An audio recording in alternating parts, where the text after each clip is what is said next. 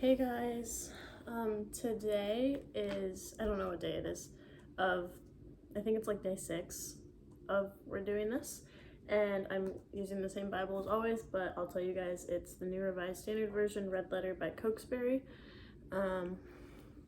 and continuing on where we left off, we're going to be reading Genesis chapter 5, verse 1 through 32.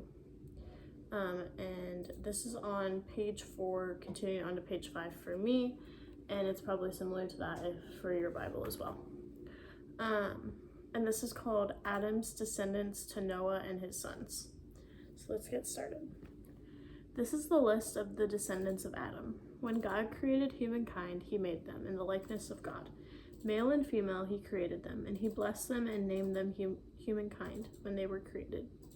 When Adam had lived 130 years, he became the father of a son in his likeness, according to his image, and named him Seth. The days of Adam, after he became the father of Seth, were 800 years, and he had other sons and daughters.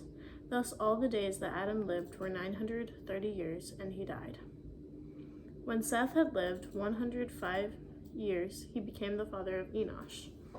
Seth lived after the birth of Enosh 807 years and had other sons and daughters.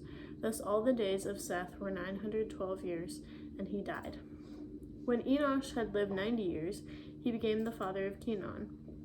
Enosh lived after the birth of Kenan 815 years and had other sons and daughters.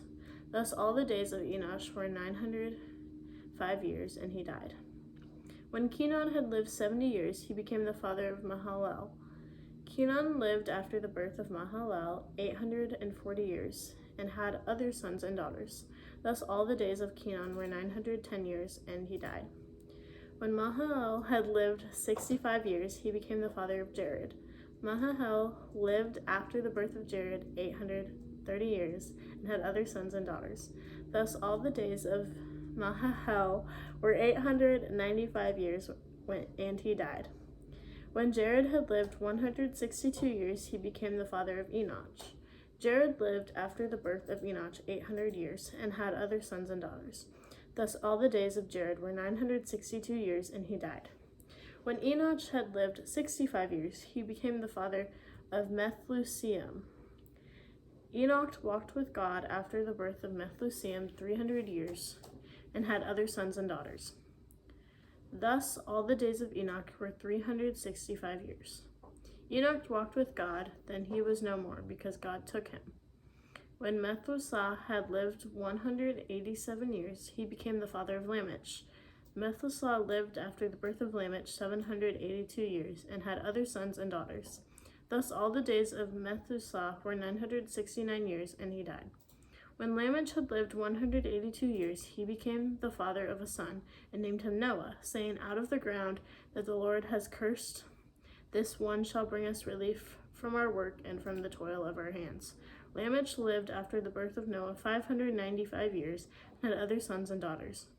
Thus all the days of Lamech were 777 years, and he died. After Noah was 500 years old, Noah became the father of Shem, Ham, and Japheth. Okay, so this was a lot. This was all of chapter 5, and it's basically continuing from what we talked about yesterday with the beginnings of civilization. It just breaks it down more how this family tree is spread out and how long these people have lived. And I think that is actually very helpful and shows us how Adam and Eve's family tree was, and how many sons and daughters and grandchildren and grand so forth, so many generations after occurred. And I also really enjoy how every little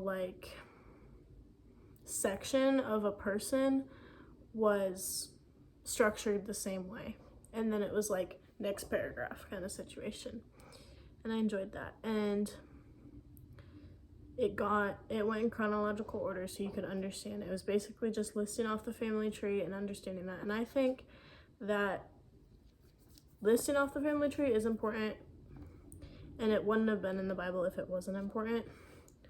So at the very end, they introduce Noah, and the next, well, not the next book, but 2 books after that will be about Noah more, with the flood.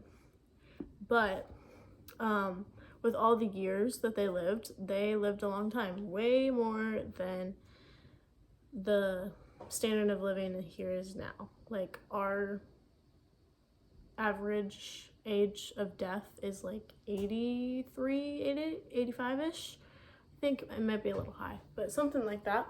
And it fluctuates, of course, but all of these people live to like at least like 150 years old or something like that. Like, a long time.